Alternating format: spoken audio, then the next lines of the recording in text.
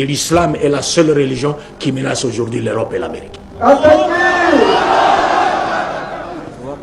Parce que c'est le seul royaume qui restera sur terre, comme le dit la prophétie.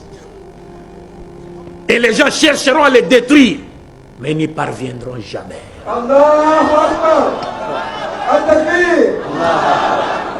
C'est la prophétie qui le dit. Et c'est pourquoi ça étonne souvent les gens.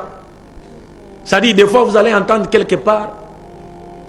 C'est quand je suivais par exemple ce qui se passe aujourd'hui à Centrafrique. Je vois, on détruit une mosquée, on brûle le Coran.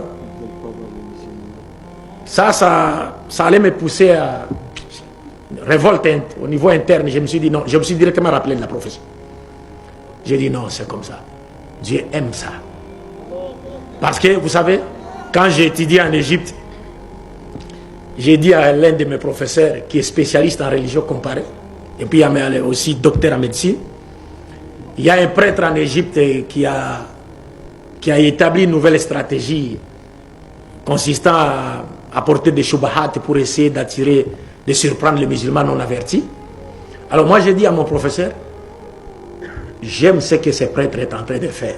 C'est-à-dire ces attaques contre l'islam, contre la personne du prophète. J'aime ça. Le professeur m'a dit, mais comment est-ce que tu peux aimer quelqu'un qui attaque l'islam? J'ai dit non, moi je n'ai pas dit que je l'aime lui. J'aime ce qu'il fait. Pas lui. Et il me dit pourquoi? J'ai dit voilà une bonne question. Vous savez pourquoi? Je le dis parce que l'un des plus grands secrets de l'expansion de l'islam que Dieu a enfoui dans le Coran, ce sont les attaques qu'on lance contre l'islam. C'est-à-dire, quand vous attaquez injustement l'islam, comme l'islam n'a pas assez d'ouvriers sur le terrain, les musulmans sont devenus paresseux, Dieu lui-même descend sur le terrain. Dieu lui-même descend sur le terrain. Il fait quoi? Il fait une contre-attaque dans votre attaque et donne à l'islam la victoire.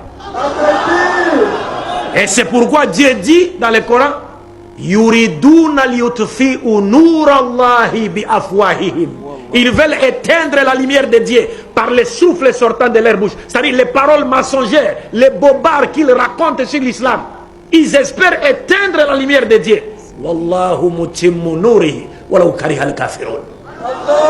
Mais Dieu confirmera sa lumière, n'en déplaise aux mécréants. C'est-à-dire, quand vous attaquez l'islam, vous commettez la plus grosse erreur de votre vie. Il serait mieux que vous ne l'attaquiez pas. Comme les musulmans sont devenus paresseux, peut-être que l'islam va avancer petit à petit, quoi. Mais quand vous l'attaquez, c'est Allah qui descend sur le terrain et permet à l'islam d'avancer à grands pas.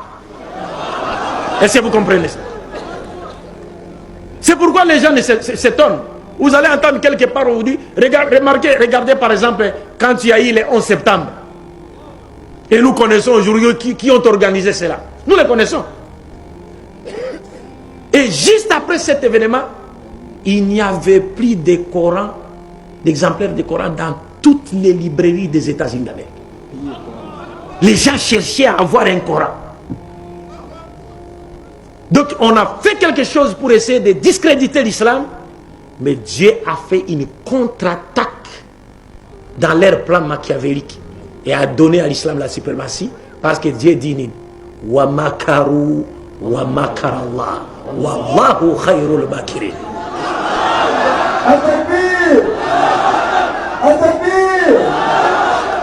Donc en conclusion, mes chers frères et sœurs, on a été un peu long. On y reviendra dans l'avenir, Inch'Allah. Priez Dieu pour qu'il nous accorde une longue vie dans sa soumission, de la soumission à sa volonté, et qu'il continue à faire de nous une fierté pour l'islam et les musulmans. Donc en conclusion, nous disons que, mes chers frères et sœurs, n'ayez aucun doute sur la véracité par rapport à votre prophète, par rapport à votre religion, car Muhammad sallallahu alayhi wa sallam a bel et bien été annoncé dans les écritures antérieures. Et c'est bien à travers l'apostolat de Muhammad que l'humanité tout entière sera sauvée, parce que Dieu l'a envoyé en conformité, n'est-ce pas, en confirmation de la promesse qu'il avait faite à Abraham, comme quoi il suscitera de sa postérité un messager à travers lequel l'humanité tout entière sera sauvée. Donc oui,